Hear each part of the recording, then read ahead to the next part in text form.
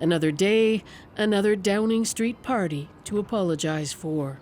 This time, 2 of them, and both on the eve of Prince Philip's funeral last spring, with drinking and dancing late into the night.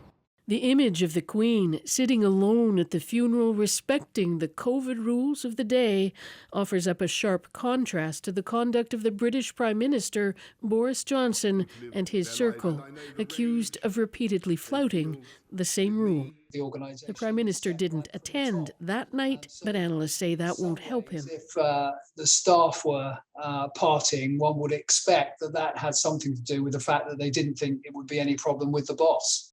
The Foreign Secretary, Liz Truss, was dispatched to defend Johnson. The Prime Minister apologised on Wednesday. He was very clear that mistakes have been made. That apology was for attending a Downing Street Bring Your Own Booze garden party in 2020.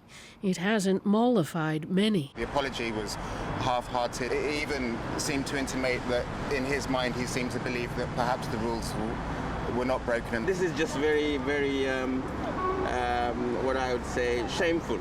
Downing Street's strategy up to now has been to refer critics to a pending investigation by a senior civil servant appointed by Boris Johnson.